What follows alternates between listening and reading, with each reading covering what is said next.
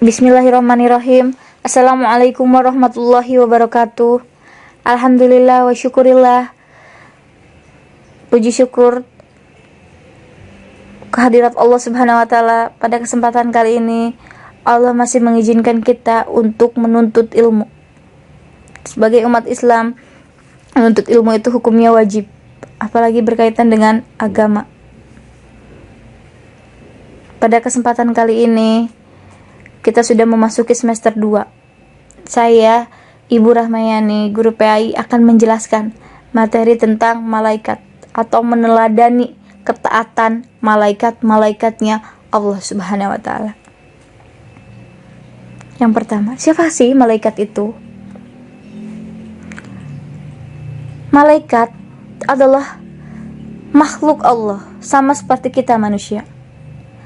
Malaikat makhluk Allah yang Allah ciptakan dari nur, dari cahaya, yang Allah beri tugas atau malaikat sebagai utusannya untuk mengurusi berbagai urusan di dunia bahkan di akhirat.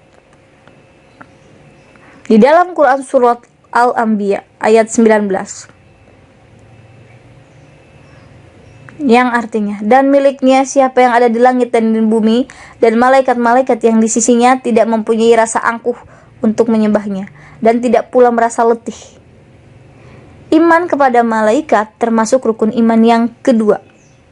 Malaikat Allah ciptakan dari nur, dari cahaya.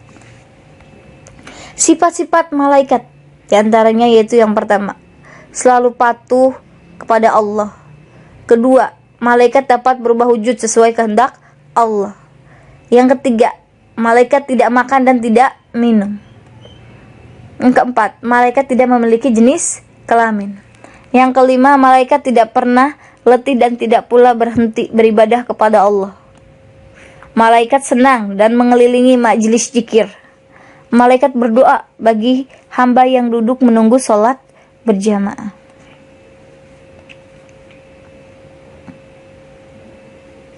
Setelah mengetahui sifat-sifat malaikat, kita akan mengkaji perbedaan malaikat, jin, dan manusia. Perbedaannya, malaikat diciptakan dari nur, jin diciptakan dari api, manusia diciptakan dari tanah. Malaikat makhluk gaib, jin makhluk gaib, manusia makhluk yang terlihat mata. Yang ketiga, kalau malaikat selalu patuh kepada perintah Allah, sedangkan jin dan manusia ada yang patuh, ada yang durhaka. Malaikat tidak makan dan tidak minum, jin dan manusia makan dan minum. Malaikat pikirannya jernih, lurus, nggak ada negatif-negatifnya. Kalau jin dan manusia pikirannya berubah-ubah, kadang benar, kadang salah. Kan? Malaikat tidak mempunyai nafsu. Kalau jin dan manusia memiliki hawa nafsu. Karena yang kedua kita bahas nama dan tugas malaikat. Di dalam Al-Quran, jumlah malaikat itu tidak pasti ya. Tapi Nabi Muhammad telah menjelaskan ada sekitar 70.000 malaikat yang Allah ciptakan. Tapi di dalam hadis ditegaskan atau disepakati oleh para ulama, malaikat itu yang wajib kita ketahui ada 10. Nama-nama dan tugasnya sebagai berikut. Yang pertama, malaikat Jibril, tugasnya menyampaikan wahyu kepada Nabi dan Rasul. Yang kedua, malaikat Mikail, tugasnya mengantarkan kesejahteraan atau memberi rezeki, menurunkan hujan. Itu semuanya tugas malaikat Mikail. Israfil, yaitu bertugas meniupkan trompet atau sangkakala. Malaikat Israfil itu meniupkan sangkakala sekitar 2 kali. Yang pertama pada hari kiamat, yang kedua ketika manusia akan dibangkitkan di padang mahsyar. Yang keempat, malaikat Israel bertugas mencabut seluruh makhluk hidup, manusia, jin, iblis, setan, malaikat apabila telah tiba waktunya. Maka malaikat Israel akan mencabut nyawa. Munkar, malaikat Munkar bertugas menanyai orang yang sudah meninggal dan berada di alam kubur. Nakir bertugas menanyai orang yang sudah meninggal dan berada di alam kubur. Raqib bertugas mencatat semua pekerjaan baik setiap manusia sejak akil balik sampai akhir hayat. Malaikat Atid bertugas mencatat semua pekerjaan amalan buruk biasanya ya. 9. Malaikat Ridwan bertugas menjaga kesejahteraan penghuni surga. Malaikat Malik penjaga pintu neraka. Dengan perhatikan tugas malaikat, ada beberapa hikmah yang dapat kita ambil. Yang pertama, memberi motivasi kita untuk selalu taat kepada Allah seperti ketaatannya para malaikat, karena malaikat satu pun tidak ada yang pembangkang. Yang kedua, malaikat mengawasi perkataan dan perbuatan kita. Apalagi di zaman digital seperti sekarang ini, malaikat mencatat apa yang kita ketik. Apakah kita menggibah orang lewat WA, walaupun tidak secara langsung ya, secara johir. Itu malaikat akan mencatat semua. Kita yang sering nonton yang negatif, film-film yang tidak bermanfaat, malaikat itu mengawasi perbuatan kita.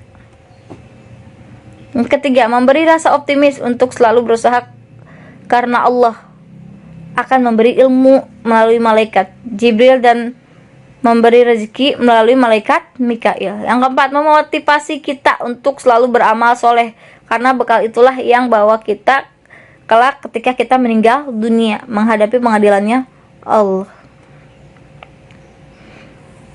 Beberapa perilaku yang harus kita contohkan.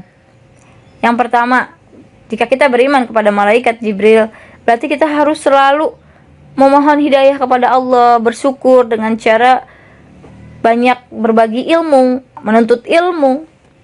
Yang kedua, kita beriman kepada malaikat Mikail, berarti kita berusaha maksimal untuk mencari rezeki yang baik dan halal. Yang ketiga, iman kepada malaikat Israfil, selalu memohon kepada Allah agar diselamatkan dalam menghadapi musibah dan huru-hara seperti sekarang adanya corona atau penyakit lainnya.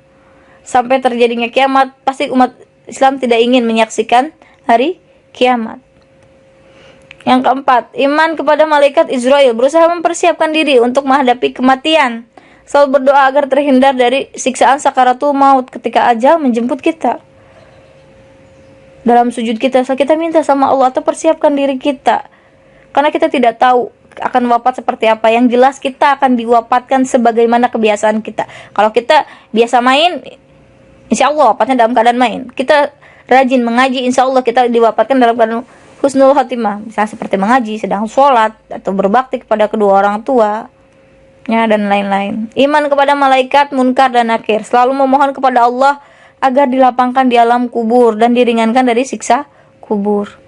Iman kepada malaikat raqib, selalu memiliki niat baik dalam segala perbuatan, baik ucapan maupun perbuatannya. Iman kepada malaikat atid, menjauhi niat buruk, perkataan yang kotor, pokoknya dijauhi. Karena kita yakin kalau malaikat itu akan mencatat semuanya, ya kan?